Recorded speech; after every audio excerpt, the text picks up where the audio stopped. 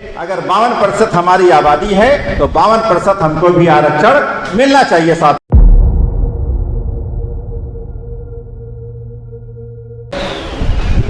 साथियों, आज इसे उत्तर प्रदेश के धरती अयोध्या में उपस्थित मसौदा में इस कार्यक्रम में उपस्थित हमारे सभी अतिथिगण, इस कार्यक्रम के आयोजककर्ता, इस कार्यक्रम के हमारे मुख्य अतिथि आदरणीय चौधरी विकास पटेल जी, जो पूरे प्रदेश में नहीं पूरे देश में चलने का कार्य कर रहे हैं। ये आज 58% के लोग जो पिछड़ी जात कहे जाते हैं उनको जगाने का कार्य कर रहे हैं, रात दिन चलने का कर रहे हैं। उनका इस जो है इस अयोध्या की धरती पे विधानसभा बीकापुर में इनका हार्दिक स्वागत और अभिनंदन करता हूं। और मंच पे हमारे जो है बिजली विभाग के पूर्व निदेशक आदरणीय वर्मा जी, उनके साथ चलकर आए मुख्य अतिथि जी, संचालन करता हमारे ब्रिज मोहन जी, और मंच पर जो है बिंदेश्वरी प्रसाद सोनी जो राष्ट्रीय महासचिव राष्ट्रीय सत्याग्रह पार्टी के हैं, और साथियों हमारे साथ चलकर आए आदरणीय सुरजीत जायसवाल जी व्यापार मंडल के जिलाध्यक्ष हैं, चेतन शर्मा जी, और कई साथी हमारे साथ चलकर आए हैं। और इस दीर्घा में बैठे सारे लोग यहाँ पे नेतृत्व कर रहे हैं अपने अपने समाज का, सारे लोग जो है नेतृत्वकर्ता हैं, लीडर हैं, लीडरशिप कर रहे हैं। सबका हार्दिक स्वागत और अभिनंदन करते हैं। साथियों, इस यात्रा का जो आज उद्देश्य जो है इस पंपलेट में लिखा हुआ है, इस मुद्दे पे हम चर्चा करना चाहते हैं। बाकी हमारे आज के मुख्य अतिथि चौधरी विकास पटेल जी बहुत ही अच्छे वक्ता हैं, ज्ञानवान हैं, बुद्धिमान हैं, प्रवक्ता हैं, उनको सुनने का कार्य हम लोग करेंगे। लेकिन थोड़ा सा जो है मुद्दे पर हम भी बताना चाहते हैं। साथियों, मैं डॉक्टर हजारी लाल चौरसिया, मैं यहीं से जो है विधानसभा का पूर्व प्रत्याशी मैं रहा हूं, और आदरणीय चौधरी विकास पटेल जी ने हमारा टिकट जो है क्लियर करवाया। हम लोग गठबंधन में इनके साथ में थे, बहुजन मुक्ति पार्टी, राष्ट्रीय पिछड़ा वर्ग मोर्चा, बहुत सारे दलों के साथ में आपके बीच में हम लोग उतरे, और यहाँ बहुत सारे साथी बैठे हैं जिन्होंने चुनाव में हमारे साथ जो है कंधे से कंधे मिलाकर चलने का काम किया है। उनका मैं हृदय की गहराइयों से मैं उनका स्वागत, वंदन और अभिनंदन करता हूं। मैं आजीवन उनका ऋणी रहूंगा।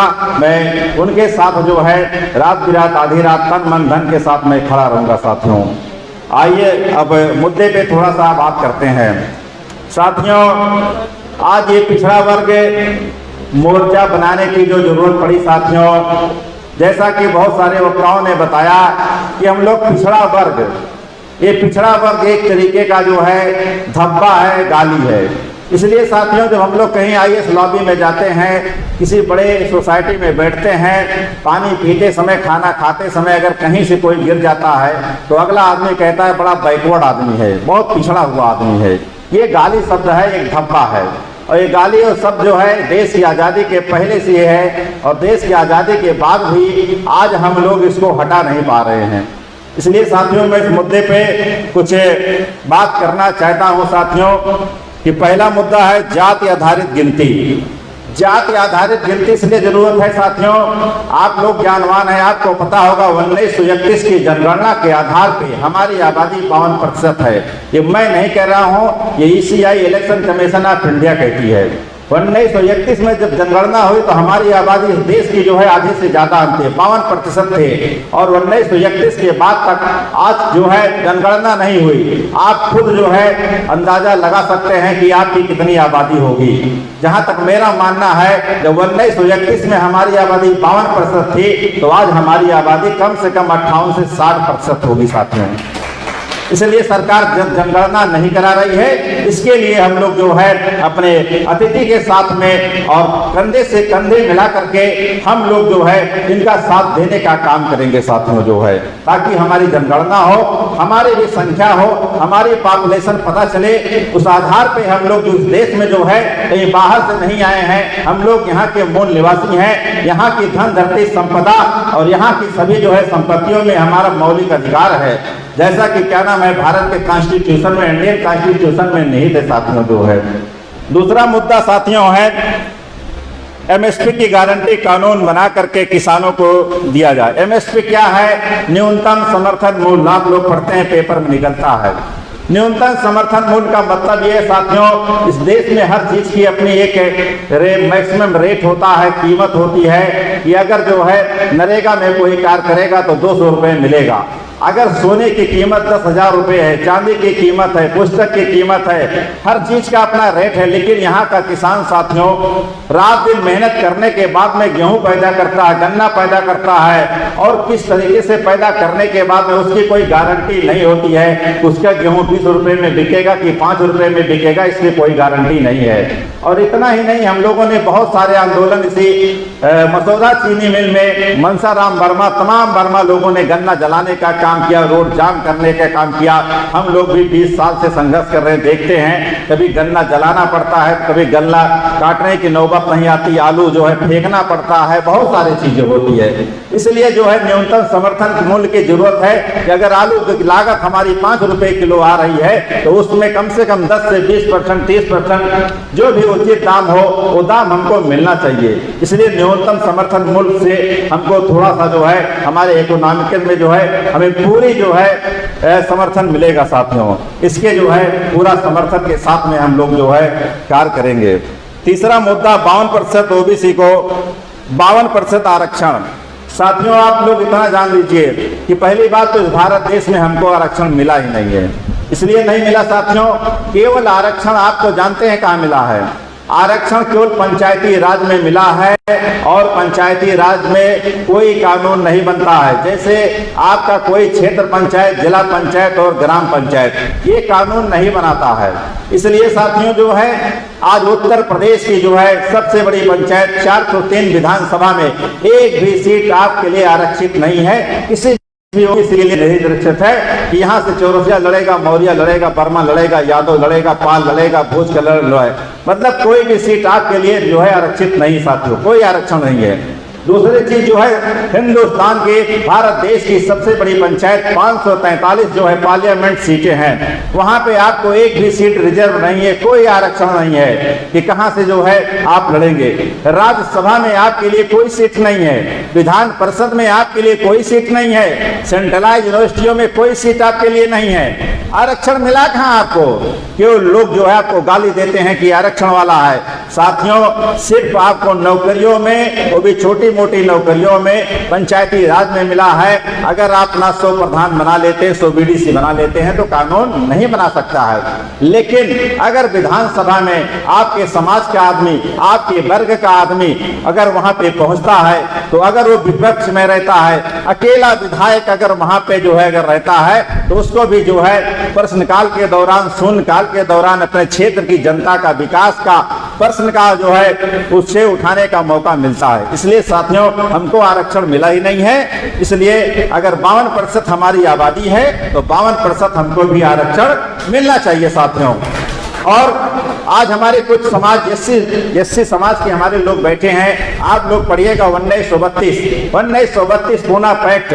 आपको पता होगा द्वितीय गोलमेज सम्मेलन लंदन में होता है, स्थान का नाम है सेंट जेम्स पैलेस लंदन। 1932 में जो है पूना पैक्ट होता है, वहां पे मात्र 22% आबादी रहती है, और 22% की आबादी जो है डॉक्टर BR अम्बेडकर जो है लड़ झगड़ करके किसी तरीके से दिलाने का काम करते हैं। लेकिन वहां भी आपको केवल 3 जगह मिलता है, शिक्षा, राजनीति और नौकरी में मिलता है, और उसके बाद कहीं नहीं मिलता साथियों। लेकिन जो हमारे ओबीसी के लोग हैं, इनको जो है देश की आजादी के पहले 1932 तो छोड़ दीजिए, आज तक इनको कुछ नहीं मिला है, और इसलिए आज हम लोग बहुत पीछे हैं। हर जगह हमारी जो है शोषण होता है साथियों। आगे जो है क्रिमिलियर खत्म किया जाए। साथियों क्रिमिलियर क्या आप लोग जानिए। हमारे बहुत सारे साथी अंडर ग्रेजुएट होते हैं, पोस्ट ग्रेजुएट होते हैं, टेक्निकल ग्रेजुएट होते हैं, उनसे पूछा जाता है तो उनको यही नहीं पता रहता है कि क्रिमिलियर क्या है। साथियों सरकार का अपना एक मानक है, अगर आप कुर्मी समाज के हैं, चौरसिया समाज के हैं, पाल समाज के हैं, निषाद समाज के हैं, ये मानक है अगर आपकी आमदनी 5 लाख रुपए से ज्यादा हो जाएगी तो आपको क्रिमिलियर में जो है आ जाएंगे, आपके बच्चे को जो है ना मेडिकल में एडमिशन मिलेगा, ना यूनिवर्सिटी में एडमिशन मिलेगा, ना नौकरी में मिलेगा, कहीं आपको एडमिशन नहीं मिलेगा साथियों। वहीं अभी हमारे पूर्व वक्ता ने बताया कि अनुच्छेद 15(4) 16(4), अनुच्छेद 340 15(4) 16(4) के तहत आपको पता होगा, यही जो है नरेंद्र मोदी देश के प्रधानमंत्री हैं, ना कोई चर्चा ना कोई जो है डिस्कस, 24 घंटे के अंदर उन्होंने EWS करा करके और 10% का आरक्षण दे दिया। ना कोई दंगा हुआ, ना कोई फसाद हुआ, ना कोई विवाद हुआ साथियों। इसलिए हम लोग चाहते हैं इससे बाहर हो। अगला मुद्दा साथियों, प्रमोशन में आरक्षण। प्रमोशन में आरक्षण था, वो भी जो है खत्म कर दिया गया। हमारे पूर्व प्रवक्ता ने बताया कि अटल बिहारी वाजपेयी जैसे महान भाव जो हमारे लिए पूजनीय, हमारे समाज के लोग उनको पूछते हैं, लेकिन वो भी आरक्षण जो है खत्म कर दिया गया। क्या हुआ? हाँ ठीक है। इसलिए साथियों मुद्दे बहुत हैं, लेकिन मैं साथ में बात करना चाहता हूँ। यूपीएससी परीक्षा में 314 ओबीसी के बच्चे थे जो उसमें इस तरीके का नियम बनाए कि वो बेचारे जो है IAS नहीं बन पाए, उनके भी जो है ये बातें इसमें थी। उत्तर प्रदेश में पिछड़े वर्गों के सैकड़ों लोगों का फर्जी इनकाउंटर हुआ। इस मुद्दे पे जो है बात होनी चाहिए। ओबीसी के ऊपर बड़े पैमाने पे अत्याचार में विरोध। अगला मुद्दा है जात आधारित नेताओं का इस्तेमाल, पर्दाफाश करना। ओबीसी के लिए सुरक्षा कानून बनाया जाए। साथियों ओबीसी के लिए सुरक्षा कानून क्या है? आज हमारे समाज में बीच चौराहे पे बढ़ई, लोहार, तेली, मुरई, चौरसिया, कहार, कोहान, साहब, कुर्मी, यादव, तमाम जो जातियां 79 जातियां हैं, इनको कोई चौराहे पे चाहे जितना मारे, पीटे, हाथ पैर तोड़ दे, कोई एक्ट नहीं बना है, कोई एक्ट नहीं लगेगा। थाने पे आप जाओगे तो डांट के भगा दिए जाओगे। इसलिए इनके लिए भी अगर कोई एक्ट बनेगा तब काम हो जाएगा। इसलिए साथियों जो है उच्च शिक्षा, व्यवसायिक शिक्षा में आप उच्च शिक्षा में देख लीजिए, जितने भी मेडिकल जो है आपके MBBS की सीटें हैं, MD की सीटें हैं, MTech की सीटें हैं, या जितने भी सीटें हैं वहाँ आपके समाज का कोई नहीं है, ना कोई कॉलेज है जो है।